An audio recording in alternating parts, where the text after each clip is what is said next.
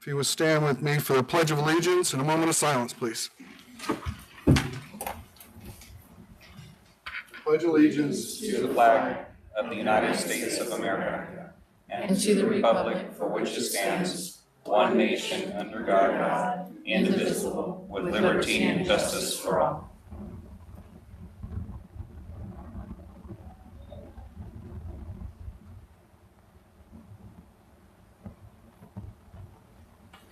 Thank you.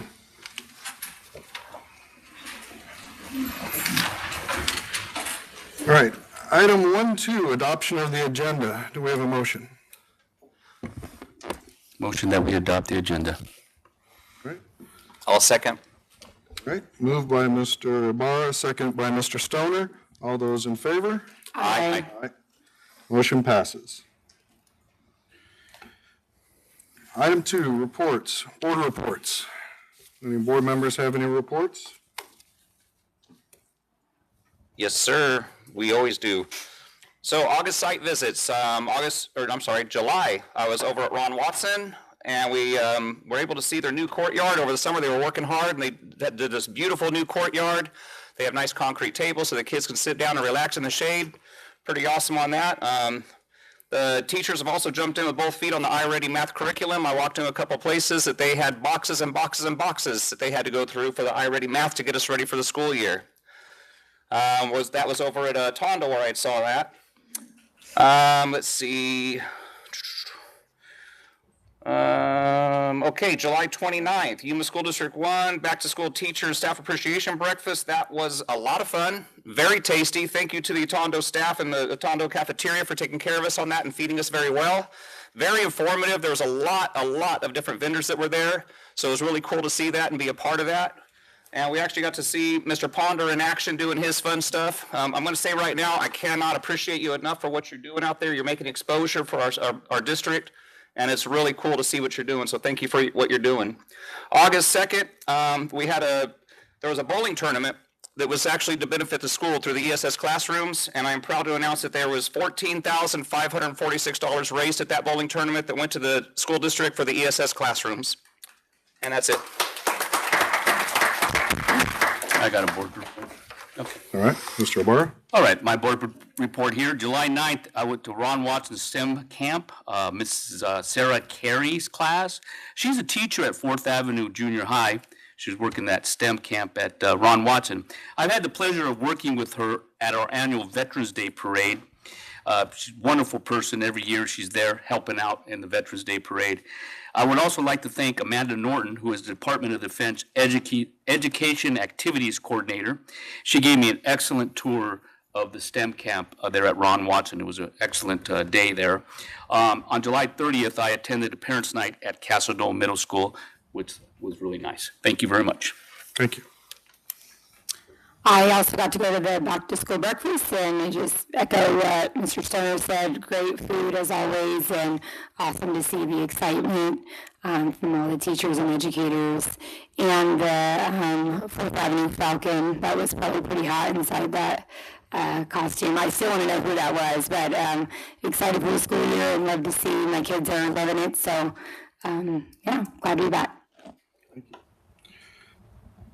All right. Moving on to item 2.2, Superintendent's Report. 2.21, Celebration Update. Mr. Ponder. Thank you, Mr. President, members of the board. So we're always excited to celebrate student achievements and showcase incredible work happening at our schools. However, this year we're introducing a new approach to student recognition. So instead of holding recognitions at each monthly board meeting, where time is often limited, we will host a special celebration event each semester. These events will honor achievements such as spelling bee champions, perfect AASA score recipients, science competition winners, and more. So our first celebration will be Thursday, August 21st at 6 p.m. at the Woodard Activity Room. Thank you. Moving on to 2.2, Donation Recognition. Mr. Ponder. All right. So we'll go through a little summary here for each school. So Carver did receive $3,345 in donations for the month. Sunrise received $1,184. Dorothy Hall received a $50 donation. And then for the welcome back breakfast that was mentioned earlier, we received $1,125 in gift cards to hand out to our staff. So very thankful for that. The donation that was done for the bowling tournament will be recognized at next month's meeting. So you'll see that added to that. But that's $5,705 for this month. And our year-to-date total would be $5,705. So Awesome. thank you. Very generous community. Item 2.3, art recognition, Mr. Ponder. All right. The artwork displayed this month are from students from Gila Vista Junior High School. Students learned about composition and arranging visual elements to create balance and visual harmony by researching album covers from the past. They created their own album cover design as if it was released on a vinyl record today. So enjoy. Thank you. Information items, item 3.1, financial trends, Ms. Walden. Okay, good evening, Board President and members of the board. I want to take a moment, excuse me, to provide some context regarding the beginning budget amounts for maintenance and operations and capital, or DAA. The figures you see on your report there do not include any rollover or unspent funds from the previous year. So this is just for the current year's budget. Right now, we are in what is called the encumbrance period. This is a 2-month period where we are able to pay old year invoices and the current year invoices at the same time. So once this period ends, we'll go through a final cleanup process and make any necessary account code corrections. After the annual financial report and audit are complete, typically in December, I will prepare a budget revision to include all remaining funds from the previous year. This will give us a more complete picture of our available resources going forward. Some key expenses, included in the encumbrances are contingency funds, $2.6 million for M&O and $1 million for capital. These are set aside to cover any unforeseen things that come up. Some key expenses currently encumbered in the capital budget include our new math curriculum adoption, iReady Math. We did structure a payment agreement with iReady for 50% this year, and then the remaining amount to be divided over 3 years. So that is part of what's in here now. And then additionally, we have encumbered funds for furniture to support new classrooms. Finally, please note there are no expenses for the consortiums, and that's because there's a 1-month lag in reporting these expenses together with us and the high school district. And do you have any questions? No, ma'am. No, no. Okay, thank you. Thank you. All right, information item 3.2, district discipline presentation. Ms. Lagunas.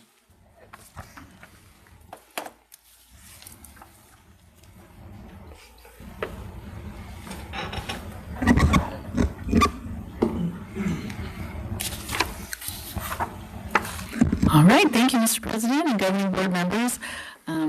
Tonight I've prepared just an overview of our student discipline, and then you'll have an opportunity to ask any questions you may have at the end. So first off, our student discipline is, what's the purpose of our student discipline? So first thing, we want to create a safe and positive learning environment for our students. Really promote the desired behaviors. So we always look to teach the students the behaviors that we're looking to see, teaching them the expectations of how we behave at school.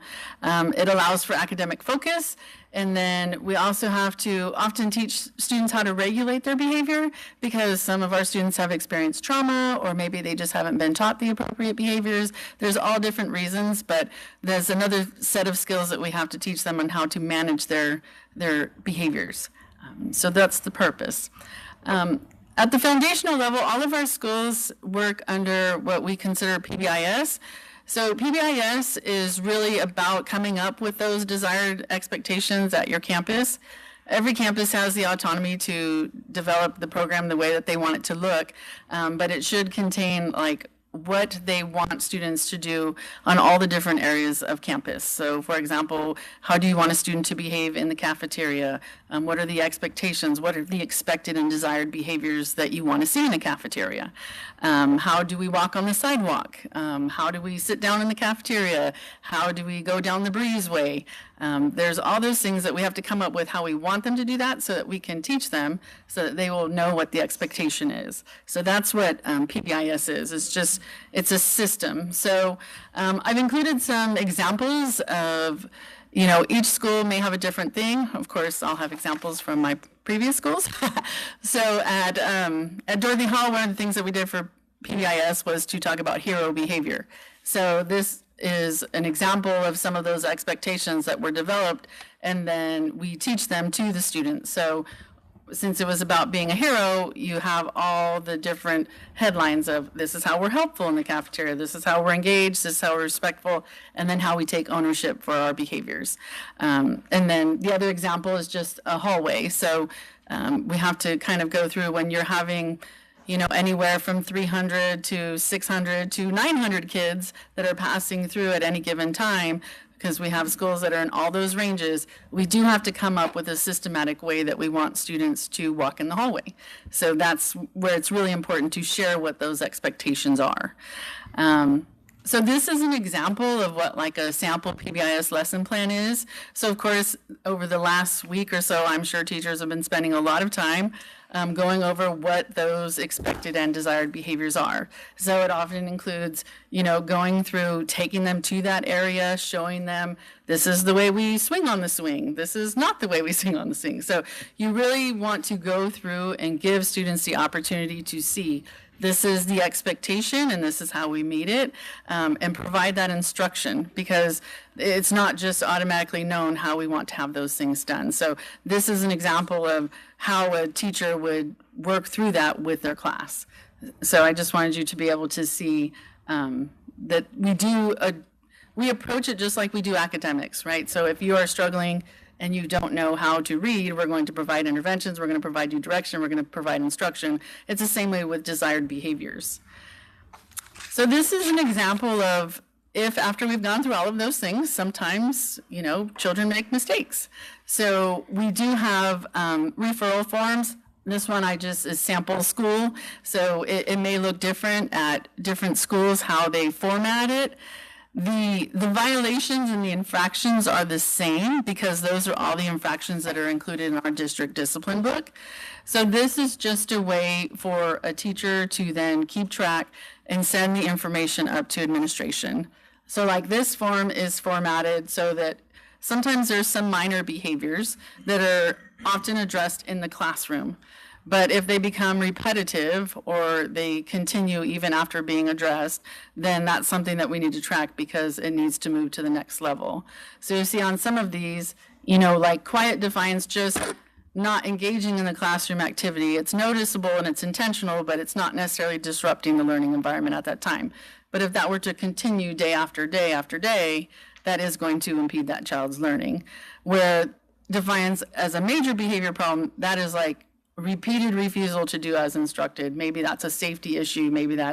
So it's something that needs addressing right away. That's a major behavior problem. So that needs to go directly to the office.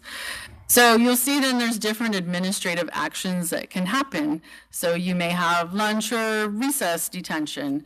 Perhaps you lose a privilege. Maybe you're not able to be the line leader that week. There's lots of different privileges that students have at school that they can lose the access to that privilege.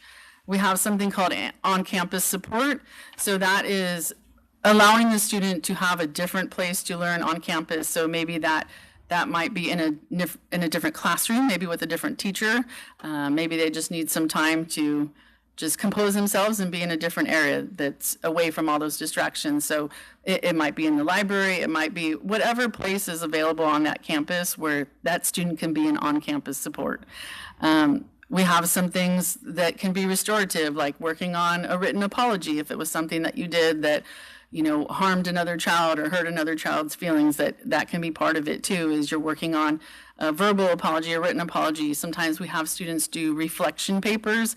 Maybe they reflect about what was the action that I took, how did this affect others, what could I do differently so that this doesn't happen again. So we do have things where they go and reflect about their behavior.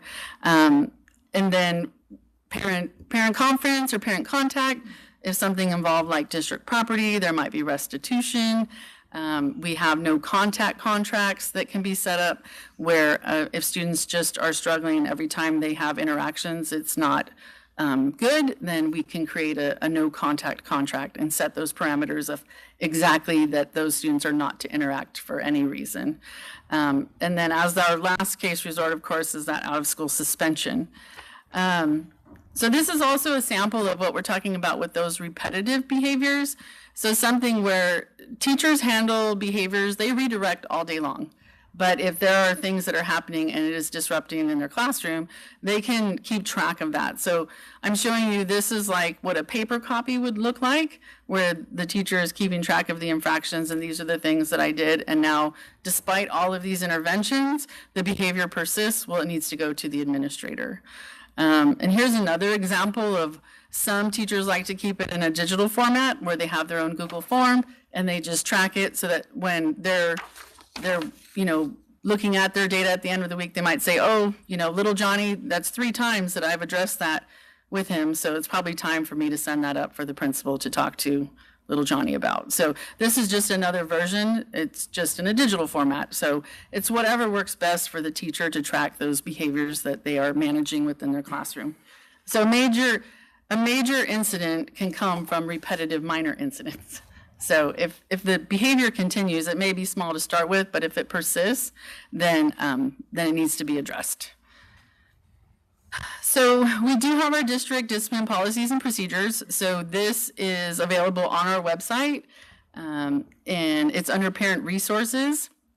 It is being updated right now, so the website is managed by an outside company, so it should be updated with the latest one, hopefully by tomorrow. They said within 2 business days, so we'll see. So that is accessible. So I took a screenshot of like what the first couple of infractions look like in our discipline book. So with these, it talks about all of the policies that are guided through this. So of course, like an alcohol violation, there are more policies that guide that because it has some other regulations that go with it. So this is an example of what the recommended discipline action is for like kindergarten through 5th grade. So you'll see that these are recommended, and then there's like a first referral, a second referral, or if it came up a 3rd time. So these say up to a 9-day suspension, up to a 3-day suspension. That means it can be up to that many. It doesn't have to be all of those. So if it says up to 9, maybe it's only 3. It's just depending on the severity of the infraction once all of the research is done into what has happened. So with kindergartners through 5th graders, and on some of our campuses, our youngest students are 3. So those of us that have preschools, our youngest students start, at 3. Of course, what is appropriate in that age range, varies. So in 2022-23 school year, the Arizona legislature did pass a statute that said about the suspension. So suspensions were only permitted if all of these conditions were met. And you had to be 7 years or older, and you had to meet all of these things. They came back the next school year with an update and changed it to you can suspend a kindergartner through 4th grader up to 2 days at a time. So it went from 0 days to 2 days at a time. Still max out at 10 days for the whole school year. And then, of course, there are some cases like a firearms case, the consequences adjusted based on, that's a completely different scenario.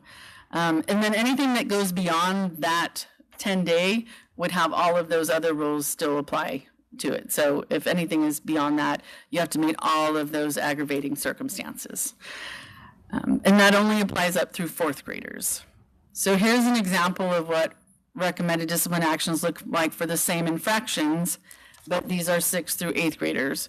So you can see on the one for the elementary students, it said up to 9 days suspension or up to 3 days, whereas you're going to see these, like with the alcohol one, it's a long-term suspension. So that's a long-term suspension where they have to go to an alternative school for at least 45 days. So there is a difference of during the younger years when we're really trying to teach, and then once they get into their middle school years, then there are some more immediate actions that it's kind of the time where, okay, you should know by now that this is not okay. So these are just a little bit different. These are all recommendations. The most important part is that it is our responsibility as principals and school administrators to look into the entire situation. So every student needs to be heard. We need to do a full investigation. And then with all of that information, make the best decision based on this rubric. So there is definitely, we have to make sure that we have all the pieces before we take action. So this year we are working on a pilot program. So we want to develop a program that supports for those repetitive, disruptive type behaviors. So they're not violent infractions. They're just kind of that constant disruption to instruction. So maybe they're just constantly having to constantly redirecting, which just impedes the instruction. So we are working on developing a pilot program. We've already taken in all of our administrator feedback. We are now working on teacher and school counselor. There's some open discussions that are coming up with Mr. Ponder and Mr. Acosta as they're working on developing this. Of course, once it's developed, then having parent partnership for any of the students that will be participating in this program will be key to really having that success, is having that partnership for whatever interventions we're putting in place at school that they can also mirror at home, and hopefully we can really work on getting those behaviors to where they are meeting the expectation and are able to engage in their academic instruction. And we really, after working out all of the pieces of it this year, then we hope to expand it to all of our school sites next year. So all of our discipline policies and procedures are guided by our policies that are in section J, and then also our handbook here that you all have the new updated copy of. So that's where all of these guidelines come from, and where they are housed is in that district handbook. So any questions for me? I'll start. Okay. First thing I want to say is thank you for your presentation. It was informative, and you are correct about the discipline procedures handbook. I printed off on July 23rd. I'm sorry, on August 7th, I printed off the handbook, and it was actually dated. The last time I had a correction was July of 2023. Yeah. Oh. And then, so I emailed and asked, where's this new handbook that we have? There was some updates that were in the handbook, and where were they at? We received the new handbook, so thank you, Monica, for that. And just before I came here today, I checked again, and it is actually, the new handbook is in the website now, dated August 2025, so it is in there with the updated policies. One of my questions that I asked, or I wonder though, are the parents and students receiving this actual handbook to acknowledge, sign, and return back saying that they've read these and they understand the rules and regulations? So it is available on all of the student devices. So it does get pushed out to whatever device, whether they have an iPad or Chromebook, as well as the digital device handbook. We stopped making paper copies. I don't remember how many years ago, just because there was a lot of waste that came with that people were more interested in, really asked for it just to be a digital version. We can always print a paper copy at the school site if a parent asks for it, but it's not something that we hand out paper copy. I'd have to look back to see the last year that we stopped doing that. is it presented to the parents and the students to read and acknowledge in digital form? Are we receiving back an acknowledgement that they actually received this and they read it and they understand Yes, it? it's with all their iPad paperwork. So so they do they have are an trying to have acknowledgement that. form that everything that goes with that, it's all on there. And then they do return an acknowledgement about that they have read through each handbook. It also includes in there like a photo release and everything else. So it does come with the iPad, the device paperwork. Awesome, good, good. Yeah, I just want to make sure that everybody understands what the rules are when they're coming into the schools. Yes. The types of, I guess, when they have an infraction, are we looking at more punitive or restorative, a combination of both? What's the protocol on that, and how are you following that? So typically it's a combination of both. So we always want to have some reflection about the behavior that happened and the reason why, help students reflect and understand how they got to that space, right? So that we can hopefully figure out if there was something that triggered that behavior so that we can get to the antecedent, so we can make sure that we help them work that through so that we can avoid those triggers. So it usually does avoid it includes some type of reflection piece, and then it does come with a consequence. At the middle school level, it is possible for parents, to have some of those things reduced if they want to engage in a full restorative. Restoratives look different at a middle school level because those students are of an older age and they understand more. They can engage in some of those restorative tasks that just wouldn't necessarily be appropriate for a kindergartner. So there are more opportunities for restorative, but the parent has the option to say that they just want the traditional if they want that as well. So sometimes it can be offered of, our rubric calls for a 9-day suspension. Would you like your child to engage in this restorative agreement? And it can be reduced to 3 days and they can do this restorative as well. If the parent says, sure, great. If not, they can do the 9-day suspension if that's what the parent would prefer as well. Okay. So depending on the severity, like I know we have verbal threats, we have little things, but if you had a full-blown severe case, are you going to go restorative first or punitive? Yeah, so if there's a major infraction when it involves student safety, those types of things that call for immediate action, no, we would go straight to, the punitive. It's going to have a direct and immediate consequence. If somebody brings a weapon to school, we're not going to do a restorative with that. That's going to have the immediate consequence because that endangers students. That is something that has to be addressed. So you see restoratives more in the things that, things like defiance, things like disruption, those types of things that aren't an immediate danger to students. So if it involves other things, then no, it will go right to that. And that's where some things are a major infraction and it just goes straight to that. Like on the example that I gave you, for example, on this one, so harassment on like a minor infraction. So that might just be, a student harassing another one. I'm not touching you, but I'm really annoying you and I'm distracting you in class. Then you can see on the major infraction, if there's harassment that is racial, that is driven by religion, is any of those things, then that's going to be a major infraction. So that would be immediately addressed. So there's a difference between kind of annoyances, behaviors that are disruptive and not welcome to ones that need immediate and swift consequence. So there is a difference between That form, admittedly, that form kind of confused me a little bit because I'm seeing that little E with the line on every single dot. Well, it line. converted. It's actually supposed to be a little checkbox, but I was like, I wasn't going to fight with the I was form. trying to relate the administrative actions to major or minor, and Yeah. everything had the same consequence, it looked like, so I didn't quite understand that. Yeah. So Regarding forms, are the forms, the students know that they have to fill out a complaint form, the parents know they have to fill out a complaint form, the teacher sends a referral, it has to be a complaint form, electronic or digital. That's correct, yeah? right. So most often we're dealing with referrals that are coming from on site. Right. So parents do have access to those complaint forms. Those are available. So those are available. I don't often see those used. So most often, if a parent has a concern, they usually go directly to the teacher if there's something, and then most of these, it's something that happened during the school day. There's witnesses at school, so that's the person, even the classroom teacher can be different than the person that's referring.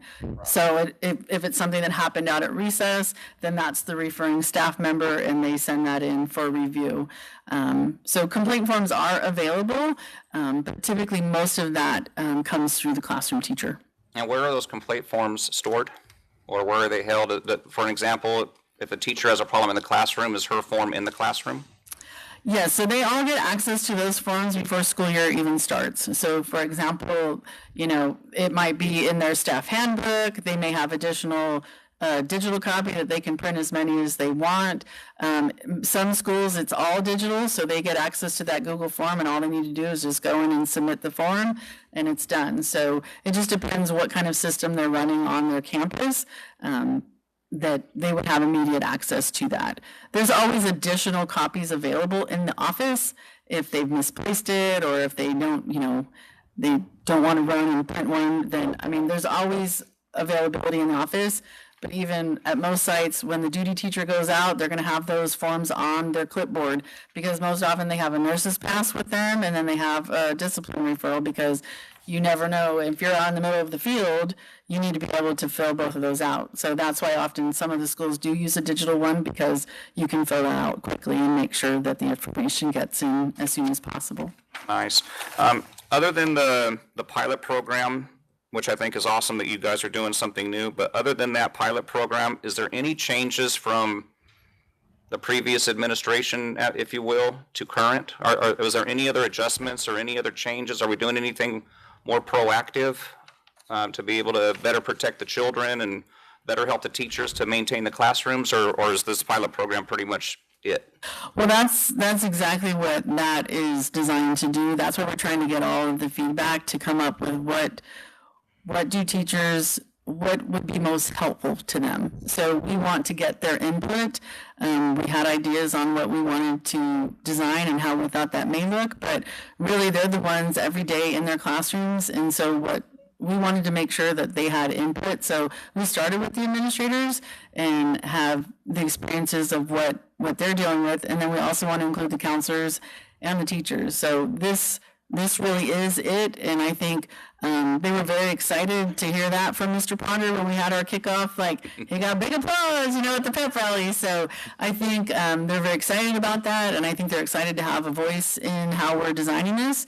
So we're really excited to build it with all of those pieces that they're looking for within reason, within what we can afford. So I'm excited. I Yeah. really am. I love what the new administration. I keep saying administration, but the new administration. What you guys are doing, I think, is great, and I'm very excited about that. And I am looking forward to seeing better action taken. When we have families that leave, and maybe I'm going off base here. If we have families that leave, do you have an exit interview so that we can actually track why they're leaving our schools? So a parent always has a right to come in and withdraw their student. So we can ask, but they don't necessarily have to tell us if they don't want to. So, when a parent comes in, we can always seek out that information.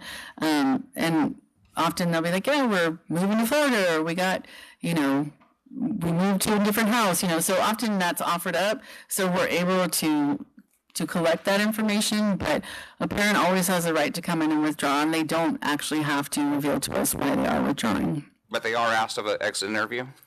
Like a formal exit interview, most of the office staff, when we are doing a withdrawal, we're asking, are they going to another school and district, so we know immediately where we can send records. So it's not necessarily a formal, why.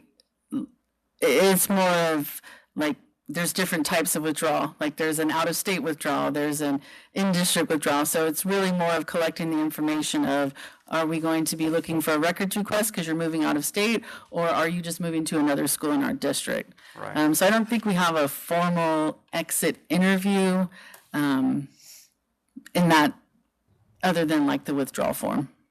Okay. I just know that we as a board, we've talked about that of, why are we losing families? And trying to address those means of why and then answering that. So that was just why I had that. Yeah, and with discipline, I think it's a parent's job to advocate for their child. It's also a school administrator's job to advocate for all of their children. So that's why it's important for a school administrator to get all of the facts from the story and to make sure that we are offering due process to all kids that are involved. And sometimes the resolution is not necessarily what everyone is seeking, but we do have to, it's our job to advocate for all of our students. And definitely we appreciate when parents come in and advocate for their child. That's absolutely what they should be doing. Sometimes the result of what we do may not be exactly what they were looking for, but that's, we have guidelines and we have policies and we have all of those procedures and we have to stay within those boundaries. Absolutely, yeah, I agree 100%. Last thing, on the restorative, I know that we have counseling services, we have ways to be able to help mediate. Can you explain that to everybody here, how that works? I understand that there is now an online program that they can use. I think there might be some other outside services that we can mediate with. Right, so every school has access to a school counselor. Our school counselors are able to work with them about friendship issues or different things. The actual outside service provider is called Cartwheel, and that's through a grant with the Arizona Department of Education. And that is designed to help parents get access for students that are in need of actual clinical therapy. So it's very difficult in UMA to get access for kids to have therapy. There's just not enough service providers. Often our families are waiting for months to, sometimes it can be almost a year, it seems like, to get those clinical services that they need. We were able to partner up with this AD grant in Cartwheel in April. So we've had really good turnaround. When we have a referral, they are reaching out to our families within 2 days. And if everything lines up and they're in agreement with everything, they can start that therapy within a week. So it's been really nice because often our parents are waiting, they're having to go to Phoenix or having to go to San Diego just to get these, because we do have kids that have experienced real serious trauma. We've had kids that have experienced things that they need some clinical therapy. Our school counselors are not able to provide that type of therapy. They are school counselors, so they're not clinicians, so they can't provide therapy, but we're really excited that we have been able to have that partnership. The counselors are, parents can refer to this program, so we've put it out there a couple times on our social media to remind them that access is available on the website.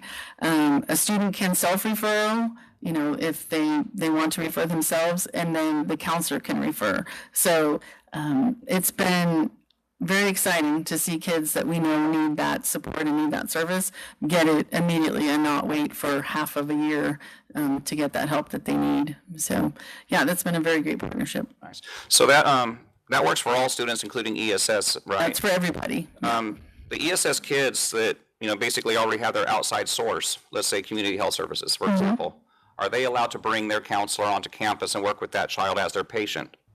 So that's a different situation. So that's an MOU. So that requires a memorandum of understanding between the school district and that service provider.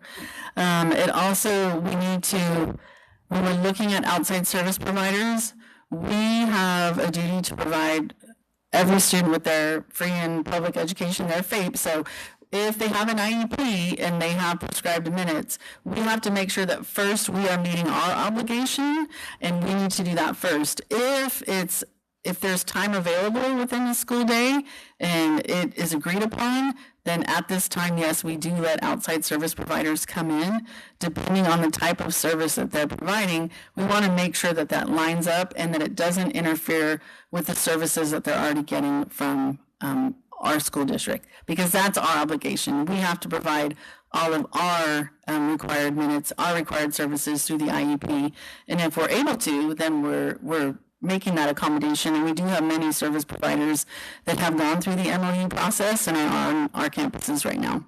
Excellent. That's all I had. I didn't mean to inundate you with all that, but I did have a lot of questions, and the community has reached out to me about those that I wanted to be able to have you answer so that everybody knows exactly where we stand. No, I'm happy to answer the questions. Okay, thank you.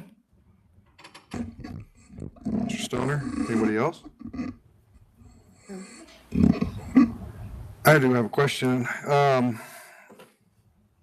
Under the new limits on the 4K or K through 4 student under number 2 conduct on school grounds, What's the limitation of that? I assume all field trips, buses, things like that are considered school grounds, but what about the time when the child leaves their doorstep and walks to school or on the way home? Does our discipline program expand to that? or Okay, is so it that's in? interesting. The Arizona Supreme Court just ruled on that. So right now, they ruled on a situation where a student was involved in a car accident while jaywalking on the way to a high school up in Phoenix. And so if they're not under our supervision, so if you're on a field trip, yes, they're under our supervision. But if they have, they're a walker and they walk home, and once they leave the threshold of our school, then they are out, and they need to get safely home. But that is no longer really, based on what they ruled, that's not going to be under our discretion of providing, if they were to make a mistake, if they had an infraction on the way to and from, once they were out of our supervision, then that is going to be out of our purview. Okay, Yeah. thank you.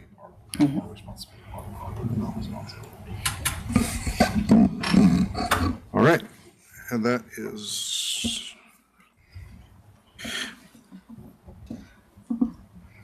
Thank you, Ms. Lagunas, for that. That was very informative.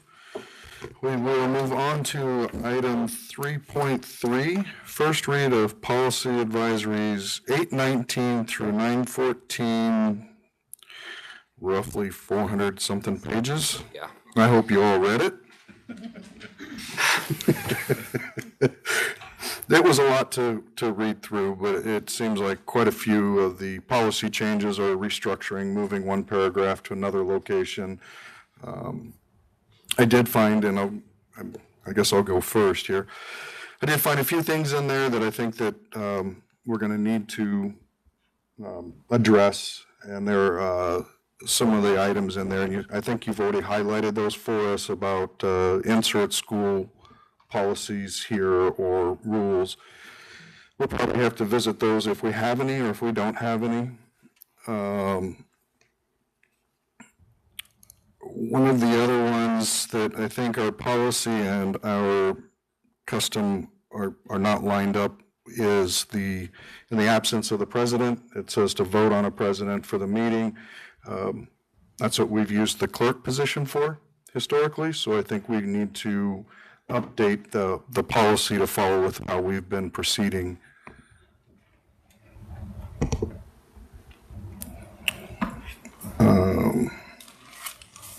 The other one is in BEDB under information items, as we just experienced, because we itemize the items in our information, and we had this in the study session.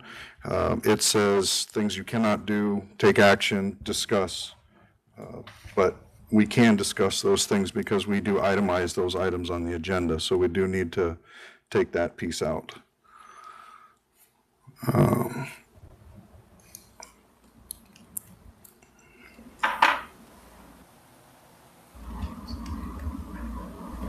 Right, so that was all I had on that. I think what we should do, well, does anybody else have any immediate items that they wanted to bring up? In these readings, there was a lot of extensive information regarding the individual board members' duties and obligations, and it was very informative, so it was good to read that. Yes, it was a good run to get through half of our policies in one run. So I would like to have more time on this, and I'm going to move to table the first read to the next meeting so that we have time to go through the 500 pages, and that would push the second read to the following month. Do we have a motion or a second? Motion to a second read on this. All right, all those in favor? Aye. Aye. Aye. Opposed? All right, motion passes. We've tabled this first read to the September meeting. There was nothing in it that was time sensitive. So that just gives us some additional time to go through the 500 pages. Yes. I was trying to read it on my phone. By Friday at 5. I couldn't get it on my computer. Yeah. Okay, So we will move on to information item 3.4, maintenance and facility update. Mr. Acosta.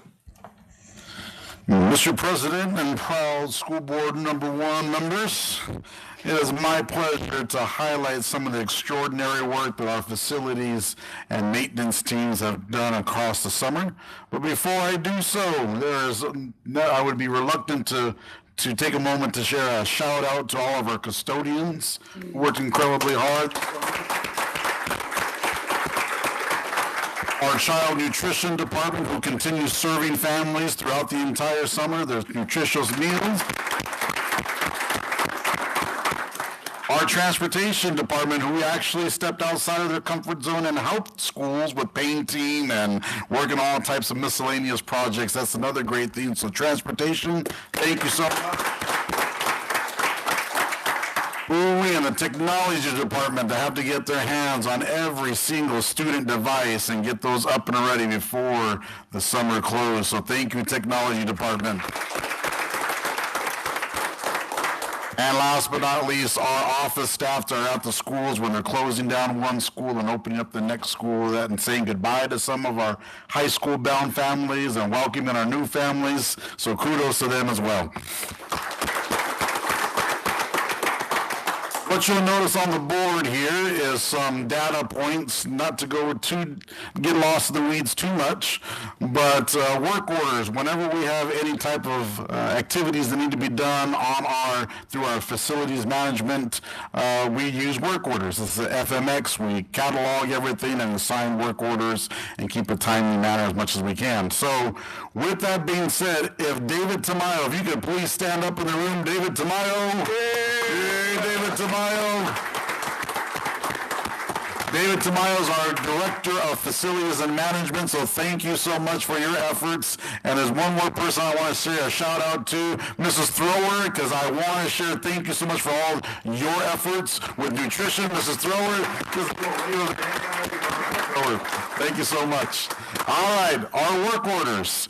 So we have completed in the months of June and July 566 work orders in that 2-month span. 475 did come in, but we're a little bit on the plus side, which is always good. But when you look at these 566, about half of those are preventative maintenance that we're trying to do, which I think is important. Our district, under David's leadership, has really guided that efforts in order to prevent breakdowns rather than always reacting to things. So about half of that was preventative, the rest was what our sites requested. So then I also broke down what those departments they look like, so you can see the percentages where work orders are completed. Other, I always wonder, what does other mean, right? So that's just miscellaneous things such as we need a new hose or garden hose at this school, or we need, a fire extinguisher, recharge. Those types of things are just odds and ends that come up here and there.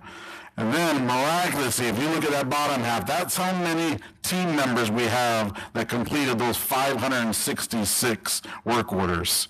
That's an amazing amount of work that those gentlemen and ladies have done in that time frame.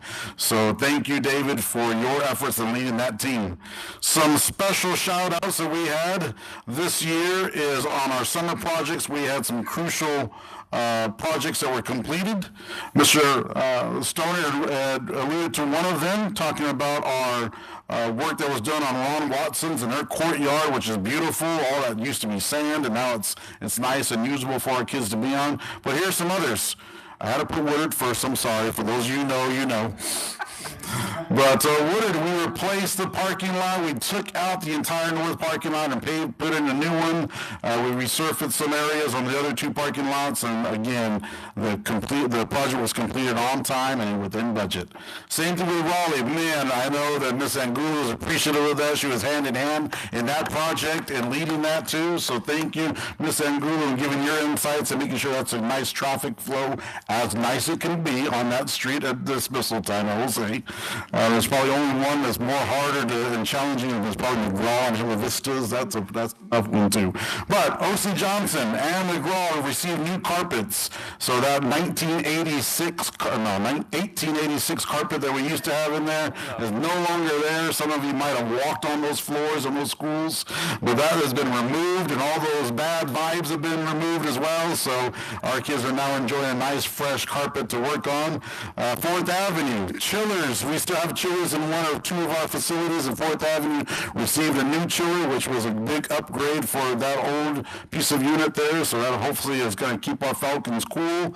A Tondo fire alarm has been removed and is going to be updated here, and so that was accomplished over the summer. So that is welcome to the 21st, almost 22nd century.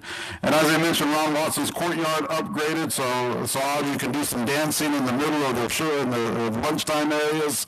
And Price received a new roof, which was much needed. It was weathered and done. And David has been working hard with our school facilities board across the state, and he was able to get a huge project done for Roosevelt, which is a retaining wall that needs to be replaced. That has been approved, and David is actively working on scheduling that to get done with Mr. Ortega and the company that will be going with that. So kudos for that. And that pretty much sums up our very hot, busy summer. Good job, David. Thank you. All right, moving on to item 4, call to the public. The governing board welcomes statements from residents and appreciates constructive suggestions and comments that help meet the education needs of the district. The completed form should be submitted before the meeting, which is traditionally the second Tuesday of the month, except for this month. So I have 4. 5 or 6. 4, 5, 6. Thank you.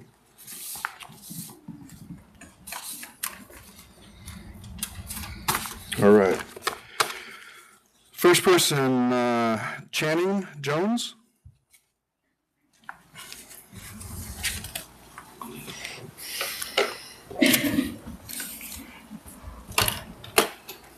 All right.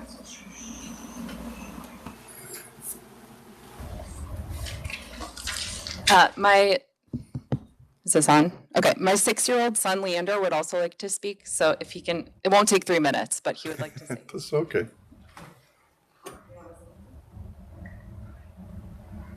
Never mind. Okay.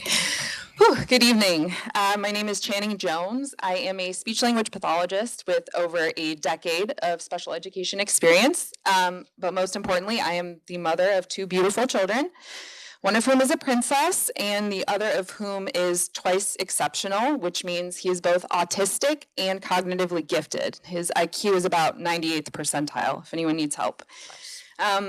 As you might be able to tell, I'm also a military spouse that does not have reliable childcare, so I apologize. I see, yes. I come to you tonight to express concerns about how special education placements were handled this year. So despite months of proactive communication on my part, even while we were stationed in Japan, my son was placed in a different school than expected, over 20 minutes away without my consent and with no notice, just days before the school year started. And this occurred after 8 weeks of attempts on my part to contact Exceptional Student Services, all of which were ignored. And while I deeply appreciate the apologies that I've been given since this has happened, truthfully, I'm not sure that I can rebuild trust in the system that allowed this to happen in the first place. And what is more troubling to me is I've since learned that my son is not the only one, and this appears to have happened to a group of students, particularly autistic ones, who by the very nature of their disability struggle with unexpected change. So in special education, we talk a lot about inclusion, but what does inclusion really mean when these decisions are made behind closed doors without transparency and without meaningful parent involvement? It is not lost on me, nor should it be lost on you, that this district is approximately 70% economically disadvantaged and around 30% English language learners.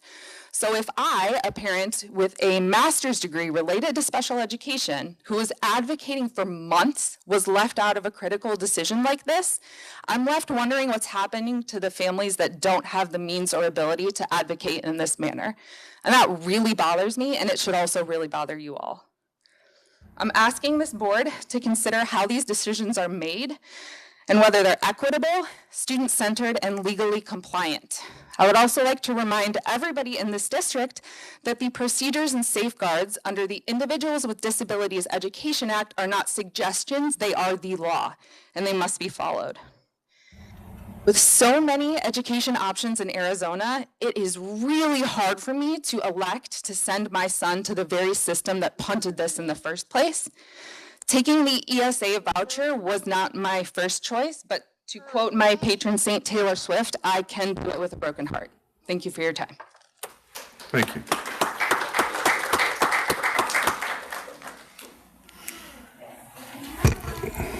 Mr. Bronner, would you reach out and look into this situation for us? I think all of the call to the public is on the same subject. So I would like for you to look into this. And, Absolutely. those willing to talk with you on the call to the public, find out Yep. more details, and then get back to the board next meeting. Will do. Thank you. Yep. Thank you.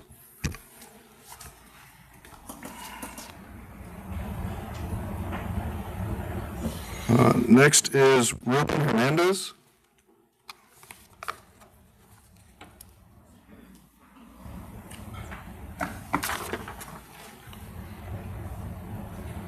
Good evening, Council.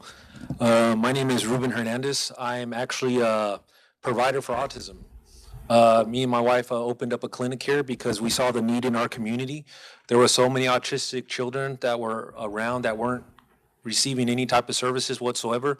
So we opened it up, and by the grace of God, we took off like a rocket. We concentrate on the quality of care for our children. We really do. We are shaping the future of Yuma. I'm born and raised here. I wouldn't live anywhere else. I wouldn't choose anywhere else on the planet to live except for here. And right now, I've been getting phone calls upon phone calls because my RBTs are getting kicked out of schools because they don't have, they say, well, we don't have the information. I reached out, to the council. I actually dropped some papers off at one of the council person's desk to get more information to see what I can do to support the families we support on a daily basis. There are children without their RBT technicians. They're the best of the best. I handpicked my team for a reason, because we are involved with shaping the youth. We specialize in from 0 to 8. This was not my profession. I fell into this profession, and it is the most rewarding thing I've ever done. The most rewarding thing I've ever done, working with children on a daily basis, and now I get it. I get why teachers really want to be teachers. Shaping the future is an undescribable feeling, to be a part of that, to be a part of the actual futures for their children, so on and so forth. We, as far as autism goes, these children have enough issues to deal with. They have a day-to-day basis. By working in my clinic has actually made me be a better adult, if that makes sense. I see these kids struggle for small victories every day. Every single day, they are striving to make the minute small victories, but when they are putting these together, we are shaping their future to being a functional adult. There is no cure for autism. There never will be. It's something that the brain is so particularly different and the spectrum is vast. But when I'm getting phone calls from concerned parents because our people are not being allowed in schools as of this moment, I did reach out to the proper people. I haven't received no emails back. I haven't got any phone calls or anything of the sort. I'm pleading for information, so I will do whatever is necessary to make sure that my clients are covered. because it means the world to me doing this type of work. And these children, like I said, they have all their own struggles. Let's not add to it. And thank you.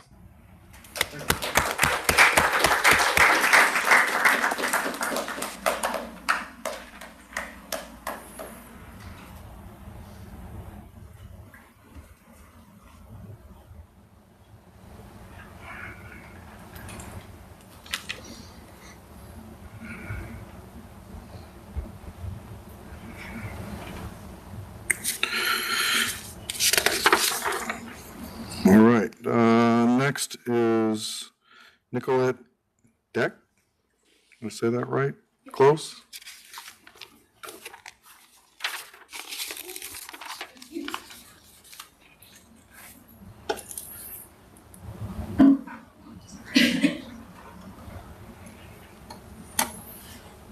Hello, I'm Nicolette Deck. I just had a question. What is the future of allowing outside services into schools for autistic children? Because I do have one child at Alice Byrne and another child about to start preschool, and they're both autistic, one of them severe nonverbal, and we are terrified that they're not going to be able to take their one-on-one person because, to be 100% honest, I mean, his principal's right. My son went missing last year in your schools.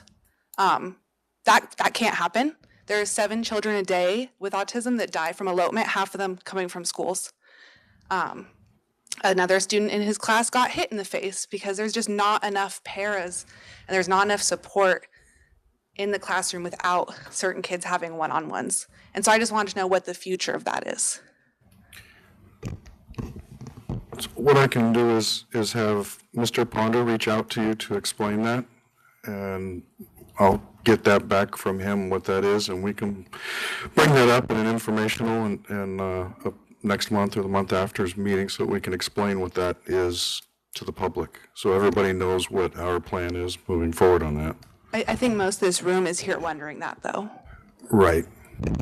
I don't have that for you, and it's not on today's agenda to have a discussion about, but like I said, we can put this on the agenda so that we can have an information the board can then dive in with questions and have a full discussion. Oh, So I just wanted to know, just because, to be completely honest, my child is nonverbal, so he cannot stand up for himself, but I will every single time, and I'll be here with, I'm pretty sure, all of these parents, and we won't back down. It just isn't going to happen, so thank you guys. And thank you. Mr. Ponder will reach out and we'll put something together for next month. Thank you. I'll be at every meeting with it, so. Awesome.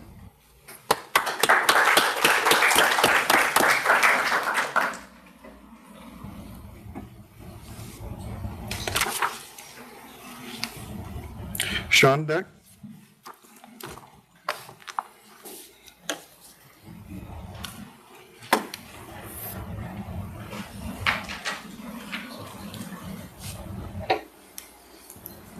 All right, good evening. I'm Sean Deck, obviously, and based on the last name, you guys can probably assume what I'm here for as well.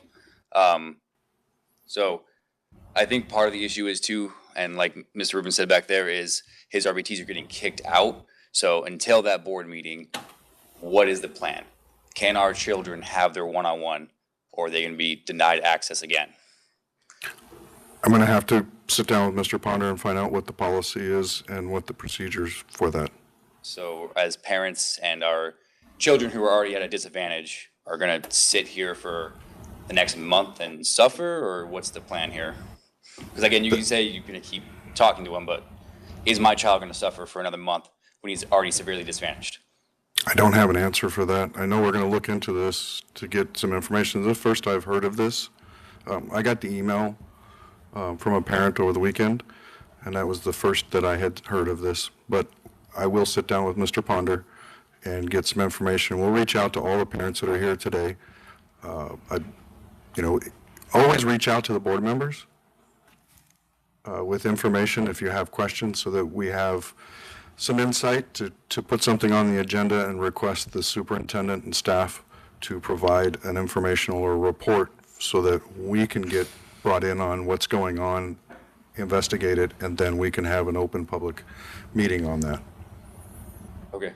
So I don't have an answer for you till I sit down with Mr. Ponder to find out what's the rest of the information and get back with the parents. I know it's only going to be the 6 that we have contact information for, but that's what next month's meeting would be, to present that. Okay. Well, in the meantime, I would ask that you realize that we are already short-staffed as it is as an education system. I'm a teacher myself, a coach, first and foremost a father. We're already short-staffed. So any additional help you guys can get, and like she said, advocate and have those additional resources, we should definitely implement those. Yes. And why make children who are already disadvantaged suffer more? Because we're already short-staffed as it is. We already get too many kids as it is to one teacher. You should want that extra help and one-on-one to help push those kids who are already at a disadvantage to be where they can be self-reliant in the future. Okay. Okay? Thank you very much.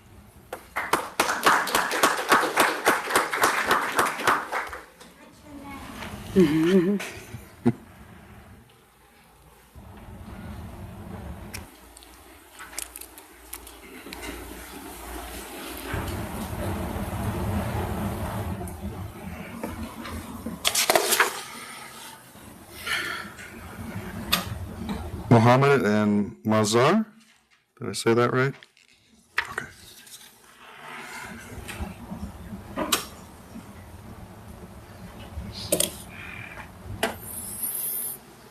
Good evening, ladies and gentlemen. So my name is Mazhar Bajwa, and Umar, come here.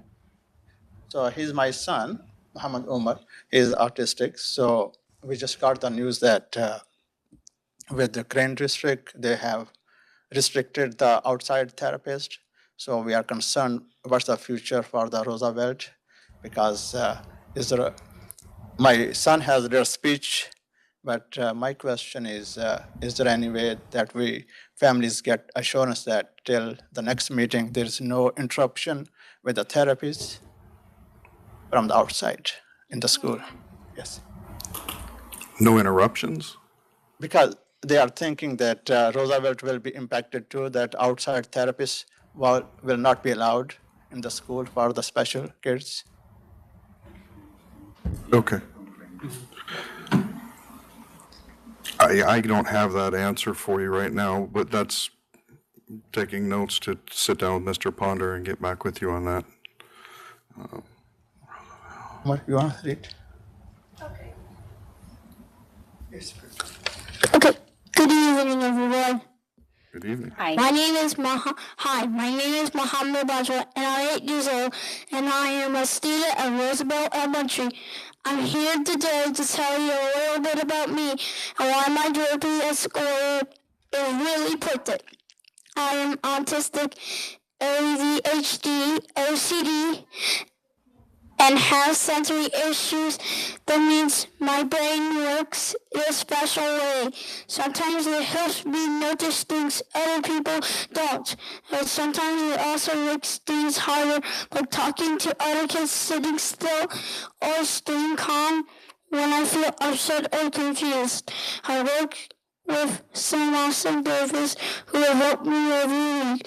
They know me, they help me learn how to do hard things. They teach me how to use my words, stay focused and calm down when I get overwhelmed. When my therapist can come to school, they help me right away in the moment when I need it. That's when learning really happens, not later, not somewhere else, right there. When I'm having a hard time, taking them away from school will be like taking away my glasses from me, help to see.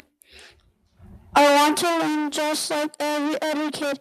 I want to do my best in asking me to leave school early every day to attend therapy and clean it and study our classroom where I need it. And I should talk and time away from my graduation. Please let me keep my therapy at school so I can help the three and be success. Thank you for listening to me. Thank you.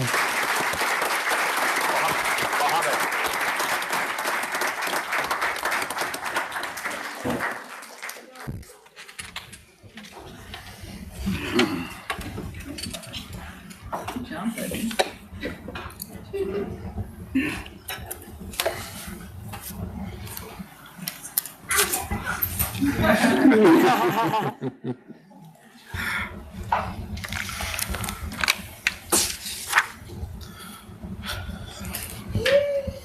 Chavez?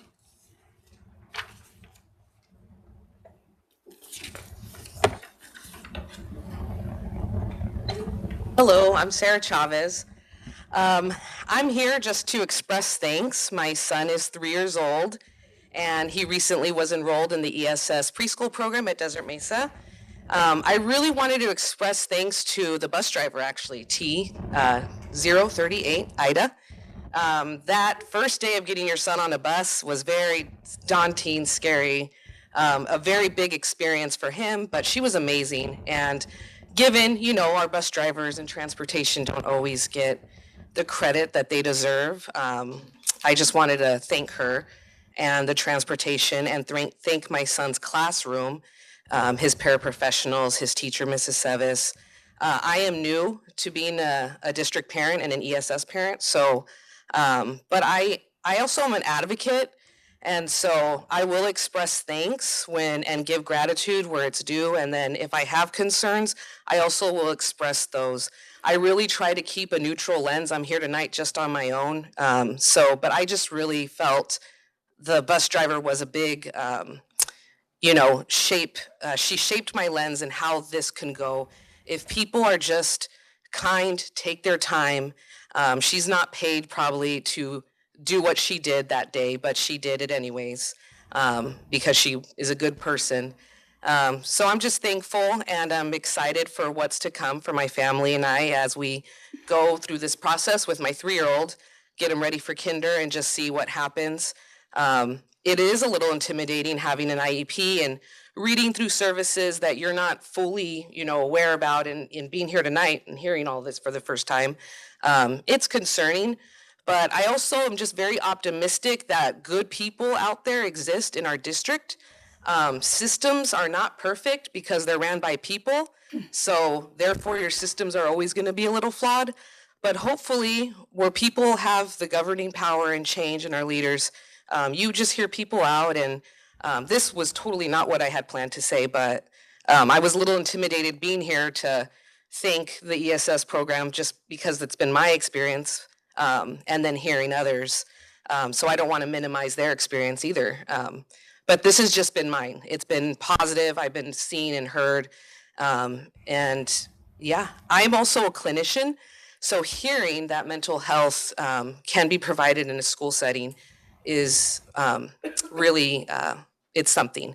And so hopefully that momentum can continue. But again, where you have the power to just hear people out and do right by your parents, and everybody has different lenses. So just trying to keep that lens balanced and just hear all sorts of people out, different opinions, demographics, backgrounds, and just try to do right by the greater good. Okay, thank you. Thank you to my son's ESS team.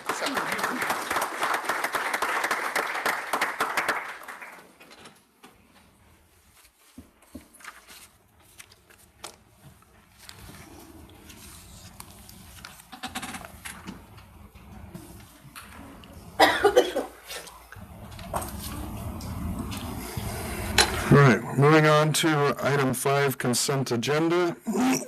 Excuse me.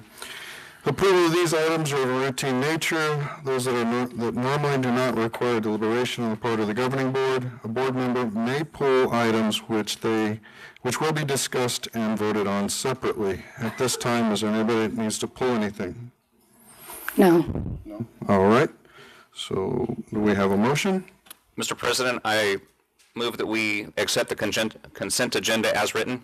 Thank you. I'll second. Thank you. Moved by Mr. Stoner, second by Ms. Rico. All those in favor say aye. Aye. Opposed? Motion passes. Thank you. Item 6, action items. This is a little bit of cleanup. We have president and clerk. The clerk's role and responsibility historically in recent years has been to fill in the president's absence and act as a vice president, basically.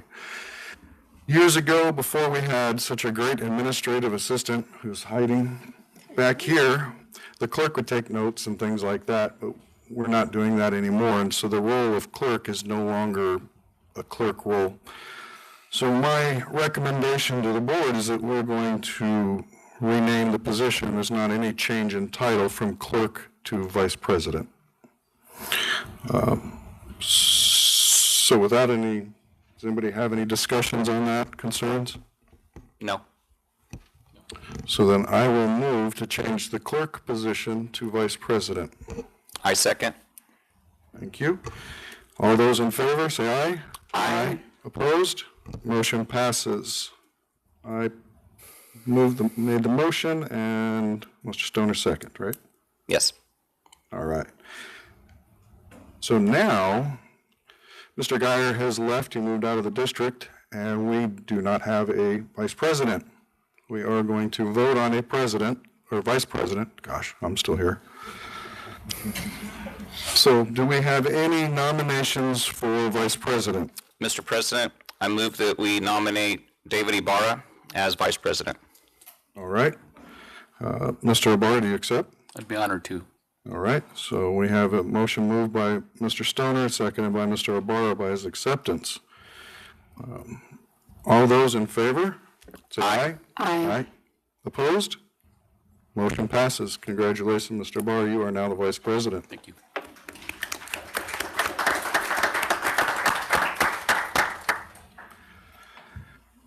Item 6.3.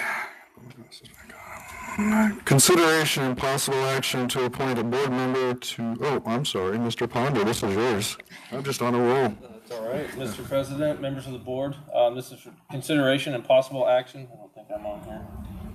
Yell it out.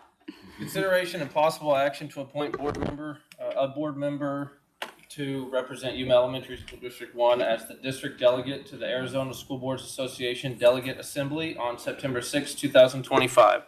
The Delegate Assembly determines the positions of the Arizona School Boards Association. The Delegate Assembly, which consists of representatives of school districts throughout Arizona, meets annually in conjunction with the ASBA Law Conference. It is recommended that the governing board approve the appointment of a board member to represent Yuma Elementary School District Number 1 at the Arizona School Boards Association Delegate Assembly on September 6, 2025. Thank you, sir. Does anybody have any questions? No? Do we have any nominations? Mr. President, I move that we vote for you to be that delegate. I second it. All right, and I accept that. So all those in favor say aye. Aye. Aye. Motion passes. All those opposed? Motion passes. Moved by Mr. Stoner, second by Mr. Ibarra. All right, moving on to item 6.4, consideration and possible action to approve board goals for fiscal year 25-26. So we all got the clean copy of our board goals for this year. Does anybody have any questions on those? No? No. All right. So we're focused on academics, core academics, facilities and maintenance. We want a detailed path forward for the future. It's going to be a long-term strategic plan on how we're going to get our schools repaired, the things that need to be done, assessing whether or not we need to build another school and how we're going to go about doing that, and enrollment, so that way we assess our enrollment and we don't end up in a situation where we have these small pockets where we're going to change boundaries on one school without looking at the entire school district areas and not make a change that we're going to have to change again in a year or two. All right, so anybody, do I have a motion on that? I move that we approve the board goals at this time. I'll second. All right, all those in favor say aye. Aye. Opposed? Motion passes. Moved by Mr. Ibarra, second by Ms. Rico. All right, Future agenda items. Is any board members? I know I have the ESS on the next. Yeah, I think to that piece, just so parents, as a parent in the district, I think it's important, maybe whether it's in that piece or a separate one, that there are rules and regulations and laws around how we have to operate open meeting law and what we can respond to and not to in the call to the public. And so it's not because we don't care. Our hearts break when we hear stories. But I think maybe it's an opportunity to share like an information item about how these things can go through the system, how we can have a process of, elevating it to the ESS director, if not to superintendent, and those things, as well as how board members can help. But I think it might be good, like an information session of like what we can and cannot do while we're up here, and responses to call to the public and those things, just so they're aware of those limitations, but it doesn't mean we're not listening, and it doesn't mean that we're not wanting to get the help. So I think that might be a good future agenda item for all of us to just know, and for parents to know. Okay. I would like to add as an informational item, I know that when I was asking my questions, we talked about are outside resources allowed into our schools? And I know that we have rules.